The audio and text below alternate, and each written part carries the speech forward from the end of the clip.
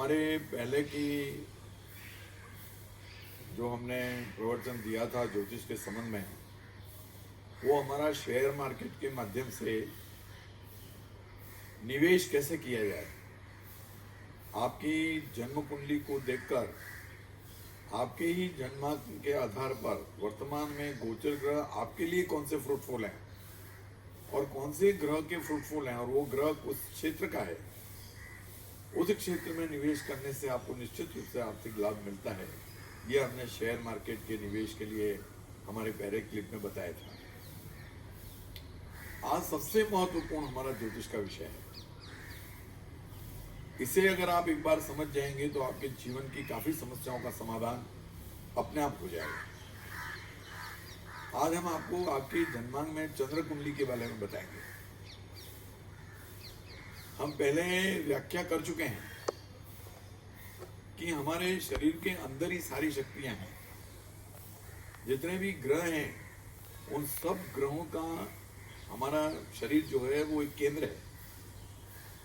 जैसे एक खेत में बीजारोपण होता है, अगर वो बीजारोपण सही जगह पे नहीं हुआ है, उसे अच्छा खाद पानी नहीं मिलता है, तो बीज बीज रह के रह जाता है, वो प्लांट बनता नहीं है। उसी तरह हमारे जन्म के समय हमें जो भी ग्रहों की शक्ति प्राप्त हुई है वो हमारी एक पूरी जीवन दोरी है। पूरा जीवन इसके अंदर हमारा समाया हुआ है। हमने पहले बताया आपको कि सूर्य हमारा आत्मबल है, चंद्रमा हमारा मनोबल है। प्रत्येक मनुष्य मात्र का पूरा जीवन चंद्रमा के ऊपर आधारित होता है, क्योंकि चंद्रमा मन है। मन प्रसन्न है तो सब सुखी है, मन दुखी है तो कितना भी वैभव हो, जीवन दुखी होता है। आप मेरे इस क्लिप को ध्यान से सुने।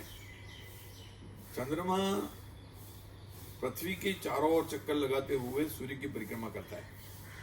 हम पहले बता चुके हैं कि पृथ्वी दो गतियां रखती है, एक तो अपनी दूरी पर घूमती है और एक सूर्य के चारों ओर घूमती है, और चंद्रमा पृथ्वी के चारों ओर घूमता है। तो चंद्रमा 27 नक्षत्रों पर घूम करके एक चांद्रमास पूरा होता है 27 दिन में, और पृथ्वी एक महीने में एक राशि को पार करती है। 3 दिन का डिफरेंस होता है, वो अधिक महीना आता है और वो अपना पूरा समय कर देता है। हमारा जो सौर मंडल का पंचांग है उसमें चंद्रमास और सूर्य मास अलग अलग होते हैं।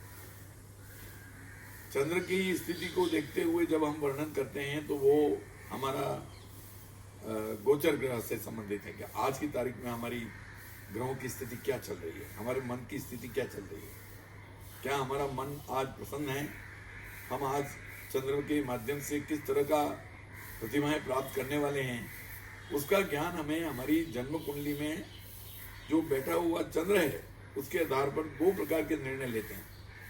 पहला निर्णय हमारा स्थायी कैसा चंद्र है, जन्मांक में हम कैसे चंद्रमा को लेके आए। अगर आपका चंद्रमा सुस्थान में है, सुस्थान से मतलब है हमारा पहला स्थान, दूसरा स्थान, तीसरा स्थान, चौथा स्थान, 5वां स्थान, 7वां स्थान, 8वां 9वां स्थान, 10वां स्थान और 11वां स्थान, वो सुस्थान होते हैं। 6, 8 और 12 ये 2 स्थान होते हैं। अब चंद्रमा आपका बहुत ही शक्तिशाली है, स्वग्रही है, उच्च का है, अच्छे अंशों पर है, उसके मित्र के घर में है, युवा अवस्था में है, और वो दूर स्थान में है तो वो आपको इतना प्रतिफल नहीं देगा। 6, 8, 12 स्थान में है तो आपका मन हमेशा कहीं न कहीं संघर्ष में और चिंतित स्वभाव में रहेगा। इसमें अगर चंद्रमा आपका दूषित है, नीच राशि का है, अधिशत्रु के घर में है, तो फिर आपका मन हमेशा के लिए दुखी करता है। वो चंद्रमा को जानना क्यों जरूरी है। चंद्रमा प्रत्येक व्यक्ति के जीवन में जितना सुखकारी है उसको आपके जन्मांक के द्वारा जानकर आप इसको बहुत अच्छा और ज्यादा प्रतिफल प्राप्त कर सकते हैं। जैसे उदाहरण के लिए चंद्रमा स्वग्रही कर्क राशि में होता है। कर्क राशि में पुनर्वसु का 1 चरण, 4 चरण पुष्य के और 4 चरण श्लेषा के, इन 9 चरणों का स्वग्रही चंद्र होता है। इसमें पुष्य नक्षत्र ऊर्ध्वगामी है, अश्लेषा नक्षत्र अधोगामी है। चंद्रमा वृषभ राशि का उच्च का होता है। इसके अंदर रोहिणी नक्षत्र, मृगशीर्ष और कृतिका के 3 चरण होते हैं। इस तरह से नीच राशि का चंद्र आपका वृश्चिक राशि का होता है। इसमें अनुराधा, ज्येष्ठा नक्षत्र आते हैं खास करके।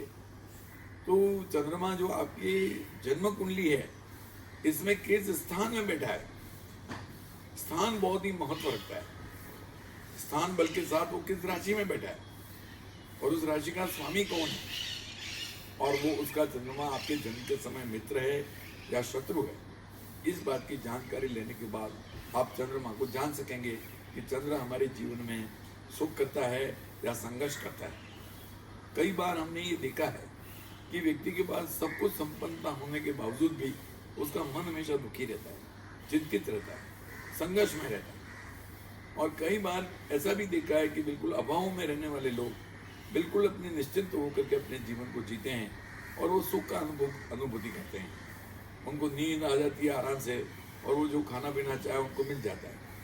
वो चंद्रमा के ऊपर निर्भर करता है आपका जीवन। अब आपके चंद्रमा से हम आपको आपके जीवन के अभी वर्तमान समय की तरफ ले जाते हैं। व्यक्ति जैसे ही युवावस्था में होकर कर्म क्षेत्र में प्रवेश करता है, उसको हर तरह से उन्नति करने की इच्छा होती है। तो उसका चंद्र देख करके उसको काफी निर्णय लेने में क्षमता आ जाती है। आप मेरी क्लिप ध्यान से सुनेंगे तो आपको पूरी बात समझ में आएगी। उसके लिए आपके जन्मांग का चंद्र, चलित कुंडली का चंद्र, उसका स्थान, उसकी राशि, उसका बल, ये देखने के बाद आपको चंद्राष्टक पर जाना पड़ेगा। अष्टक वर्ग की व्याख्या मैंने पहले कर रखी है। हर ग्रह का अष्टक वर्ग एक गणित है और उसमें हर राशि के ऊपर एक अंक लिखे हुए होते हैं, 0 से 8 तक। 0 से 3 तक के अंक में वो कम प्रतिफल देता है और 4 से लगा करके 8 तक के अंक में वो बहुत अच्छा प्रतिफल देता है। आपके गोचर घर में जब भी उस राशि में ग्रह आएगा चंद्र, जिसमें 4 से 8 तक के अंक लिखे हुए हैं, तो चंद्रमा आपके लिए वरदान होगा। कई बार क्या होता है कि आप पार्टनरशिप करते हैं, और पार्टनरशिप जब करते हैं उस समय उस व्यक्ति का जो नाम है, उसकी जो राशि है ओरिजिनल, वो राशि आपके चंद्राष्टक में आपको 2 लिखा हुआ है, तो वो व्यक्ति आपको आपके पार्टनरशिप के लिए अच्छा नहीं है। आपके कहीं न कहीं झगड़े होंगे, आपको इससे लॉस होगा और आप आगे जाकर के दुखी हो जाएंगे। आप जिस व्यक्ति के साथ बैठ रहे हैं, जिस व्यक्ति के साथ व्यापार करना चाहते हैं, उस व्यक्ति की राशि को आपके चंद्राष्टक में देखना अनिवार्य है। मान लीजिए आप धनराशि से व्यापार करना चाहते हैं व्यक्ति से, अब धनराशि में आपके चंद्राष्टक में लिखा हुआ है 5, तो वो आपके लिए वरदान है। अगर उस चंद्राष्टक में धनराशि में 0 लिखा हुआ है, तो आप कितना भी प्रयास करेंगे, उस व्यक्ति से आपको कुछ भी लाभ होने वाला नहीं है जीवन में। आप खुद ही टेस्ट कर सकते हैं, आप जांच कर सकते हैं। हमारे पास गणित की पूरी की हमारे पास उपलब्ध है, आप हमारे पास मंगवा सकते हैं। वो की लेकर के आप अपनी डेट ऑफ बर्थ और टाइम और प्लेस भरेंगे तो आपका पूरा गणित इसमें आ जाएगा। डे वाइज गणित इसमें आ जाता है, इतना हमने इसके अंदर कैलकुलेशन कर रखा है। वो आप अपने स्वयं के लिए मंगवा सकते हैं हमारे से। फला जिसका हम अलग से क्लिप बनाएंगे, लेकिन ये गणित का आपके पास होना जरूरी है, क्योंकि चंद्राष्टक के बिना आप निर्णय नहीं ले सकेंगे। अब चंद्राष्टक आपके पास है तो आप देख सकेंगे कि कौन सी राशि मेरे लिए अच्छी है। अब जैसे आपका फर्म का नाम रखना है, अब फर्म के नाम में आपके लिए कौन सा चंद्राष्टक में सबसे अधिक अंक है। आपके चंद्राष्टक में 11वें स्थान में जो नंबर लिखा हुआ है, 11, 12 जो भी राशि लिखी हुई है, उसके अंदर अगर 7 अंक लिखा है तो आपको निश्चित रूप से उस राशि का नाम रखना चाहिए, जो आपको इतनी इनकम देगा कि आप जीवन में कभी दुखी नहीं होंगे। ये आप एक्सपीरियंस खुद ही कर सकते हैं। ये ज्योतिष का बहुत बड़ा गणित है, ये साइंस है। आपका मन है, वो मन का मतलब आपका मन क्या चाहता है उसकी पूर्ति करता है चंद्रमा। और चंद्र को जाने बिना आपका जीवन दुखी है। हमारा ज्योतिष चंद्रमा पर इतना ज्यादा जोर देता है क्योंकि चंद्र मन है। मन खुश है तो हम खुश हैं, मन दुखी है तो हम दुखी हैं। आप फिर से सुने, ध्यान से सुने। महादशा, अंतरदशा, प्रत्यंतर दशा हमारे जीवन का एक प्लेटफॉर्म है। हम कौन से प्लेटफॉर्म पे चल रहे हैं? गुरु की प्लेटफॉर्म पे चल रहे हैं, राहु की प्लेटफॉर्म पे चल रहे हैं, शुक्र की प्लेटफॉर्म पे चल रहे हैं, केतु की प्लेटफॉर्म पे चल रहे हैं। हमारे जन्म से ही पूरी दूरी खींची हुई है। उस दूरी के अंदर महादशा अंतरदशा को देखते हुए हम चंद्र को हमारे जीवन में उतारेंगे। चंद्र को कैसे उतारोगे? आपके पास चंद्र किस राशि में है, आपका चंद्र अच्छा है या आपका मध्यम है या खराब है, जैसे मैं आपको एक बहुत अच्छा सटीक उदाहरण देता हूँ। आपका चंद्र 8वें स्थान में है, वृश्चिक राशि का है, मंगल के घर का, और मंगल चंद्र का अधिशत्रु है, तो आपकी जल से मृत्यु होगी, क्योंकि वो अधिशत्रु भी है और नीच का भी है, तो आपको वो नेगेटिव इफेक्ट देगा। वो आपके आयुष्य स्थान में है, तो आपको हमेशा जल से सावधानी रखनी चाहिए। उसी तरह 6ठे स्थान में है वो, तो आपको रोग और शत्रुओं से हैरानी होगी, कोई न कोई रोग आपको पकड़ेगा, कोई न कोई आपके शत्रु होंगे। और अगर वही वो 12वें स्थान में है, वही चंद्र जो नेगेटिव है आपके जीवन में, तो आपको व्यय करवाएगा, आप कभी कर्ज से मुक्त नहीं होंगे और हमेशा अपने लिए दौड़ते रहेंगे, लेकिन इसके परिणाम आपको कुछ नहीं मिलेंगे। अब हमारे ज्योतिष का क्या उपयोग है इसमें? जब आप जान जाएंगे कि हमारा चंद्र अच्छा नहीं है, तो इसके क्या उपाय करने चाहिए। हमारे ऋषि मुनियों ने सबसे बड़ी ताकत यही दी है हमको। एक डॉक्टर जान जाता है कि बीमारी है, लेकिन इसकी दवाई नहीं है, जैसे कोरोना की कोई दवाई नहीं है, तो जान के क्या करोगे आप। इसी तरह से आपके चंद्रमा जब खराब है, आपके ऊपर अच्छा प्रभाव नहीं डाला है पूर्वजन्म के कर्मों से या किसी भी स्थिति में, तो आप इसको कैसे शुभ बना सकते हैं, कैसे अच्छा बना सकते हैं। उसके अंदर हमने कई प्रकार के हमारे अध्ययन से, भृगु ऋषि की जो संहिता है उसके अंदर से, रामायण संहिता से, रावण संहिता से, इस तरह के कई ग्रंथों से, फलादेश से, फल दीपिका से हमने अध्ययन करके ये पता लगाया है कि चंद्रमा जिस नक्षत्र पर है, उस नक्षत्र के देवता की पूजा करने से, उसके मंत्र करने से आपकी चंद्र की पीड़ा कम होगी। उसके 1 लाख जप करके उसके दशांश होम करने से आपको इस चंद्र की पीड़ा कम होगी। हमारा चंद्र अगर अच्छा है, बहुत ही अच्छा है, लेकिन हमें दूसरे लोगों से काम पड़ता है, तो हमें कौन सी राशि के लोगों से लाभ मिल सकता है, हमें कौन से क्षेत्र में लाभ मिल सकता है। जैसे उदाहरण के लिए आपके कर्क राशि का चंद्र है और वो 11वें स्थान में है और वो पुष्य नक्षत्र में है, तो आप जल संबंधी जितने भी व्यापार हैं, आपके चंद्र के अष्टक में 5 लिखा हुआ है, जहां पर आपके चंद्राष्टक को जब आप देखेंगे और कर्क राशि का चंद्र आपके 11वें स्थान में है और वहां पर चंद्राष्टक में आपके 5 लिखा हुआ है, तो निश्चित रूप से आपको जल संबंधी व्यापार से लाभ होगा। आप शिपिंग में और समुद्रयान में, समुद्र के व्यापार से, आपके कई प्रकार के जो तरल पदार्थ हैं, वाइट वस्तुएं हैं, दूध है, बर्फ है, आगे जल संबंधी पूरे लाभ आपको व्यापार संबंधी में बहुत अच्छा लाभ देंगे। अगर यही कर्क का चंद्र 10वें स्थान में है, तो आप उस तरह के व्यापार से जुड़े हुए रहेंगे। अगर वही चंद्र आपका 90वें स्थान में, भाग्य स्थान में है, तो आप किसी व्यक्ति के साथ जुड़ करके आपके भाग्य से वो कमाएगा। तो ये सारी चीजें उसके स्थान और उसके बल पर निर्भर करती हैं। आप फिर ध्यान से सुने, आप हमारे क्लिप को पूरा ध्यान से सुनेंगे तो ही आपको पूरी बात समझ में आएगी। चंद्रमा जो है वो हमारा मन है, और हमारे कुंडली में चंद्र की स्थिति को जानना प्रत्येक मानव मात्र के लिए जरूरी है, क्योंकि इसके ऊपर ही पूरा जीवन आधारित होता है। हमने कई बार ऐसा देखा है कि करोड़ोंपति, अरबोंपति जिनके पास बहुत पुष्कल पैसा, उनका चंद्र 6ठे स्थान में होने से किसी रोग से ग्रस्त होते हैं। 8वें स्थान में सब कुछ होने के बावजूद भी उनके मन में पीड़ाएं होती हैं, वो सुखी होते नहीं हैं। अगर 7वें स्थान में है तो पत्नी से दुखी होते हैं, उनका ग्रस्ताश्रम जीवन ठीक नहीं होता है, सब कुछ होते हुए भी मन का दुराव रहता है। तो ये चंद्र के जो प्रभाव है उसको आपको स्वयं की कुंडली से जानने चाहिए। उसका निराकरण तो है ही, लेकिन वो पॉजिटिव है अगर आपके लिए, तो आप किस व्यापार में जा सकते हैं, किस तरह के निवेश में जा सकते हैं, किन लोगों से आपको व्यापार करना चाहिए, उसकी जानकारी आपको चंद्राष्टक से मिलेगी। फिर ध्यान से सुन लें, चंद्राष्टक में 12 स्थान होते हैं, 12 राशियों के, उनमें प्रत्येक में एक अंक लिखा हुआ होता है। वो 0 से 8 तक का अंक होगा। अगर वो अंक 5 से 8 तक का है तो आपके लिए वो वरदान है। वो स्थान और उसकी दृष्टि दोनों स्थानों से आपको लाभ देगा। अगर वो 4 से कम है, 0 से 3 पर है, तो आपको इतना लाभ नहीं देगा। वो देख करके आपको निर्णय लेना है। मैंने कई लोगों की फर्मों के नाम बदलवा दिए, क्योंकि जिस फर्म के नाम उन्होंने रखे थे वो नाम से उनके चंद्राष्टक में 0 लेना देनी थी, तो वो पनपे ही नहीं, उस फर्म से उनको लाभ ही नहीं हुआ।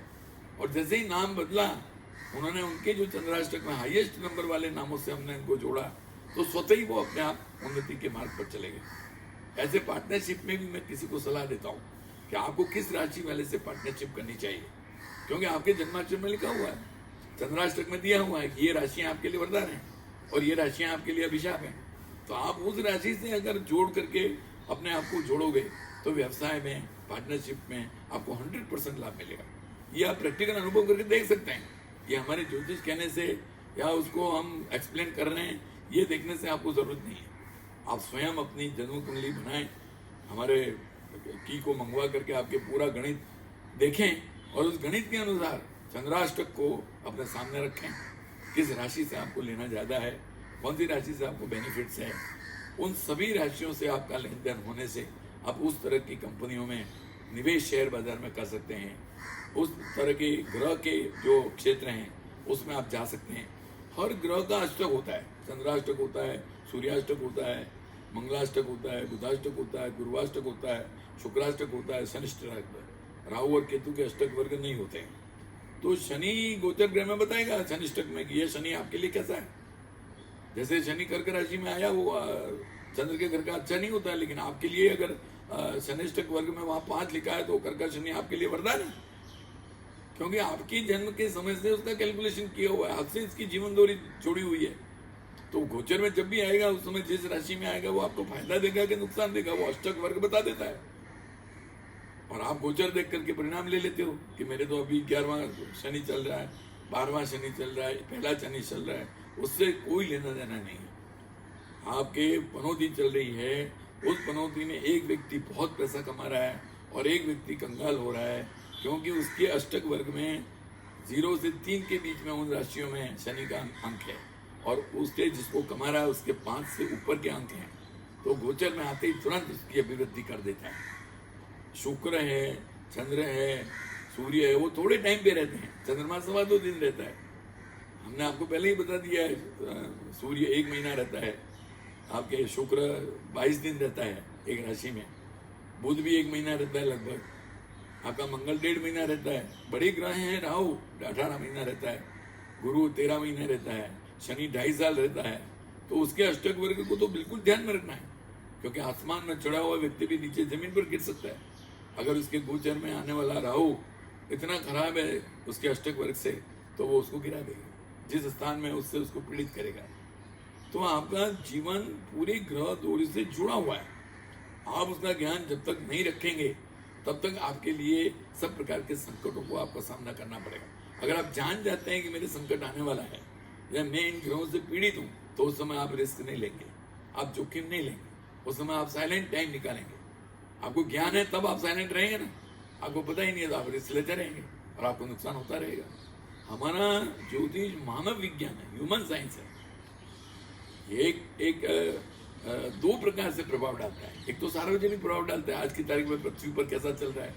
एक व्यक्तिगत प्रभाव डालता है, व्यक्तिगत उसके जन्मांक पर निर्भर है, उसकी जो कुंडली है ओरिजिनल उससे जुड़ा हुआ है।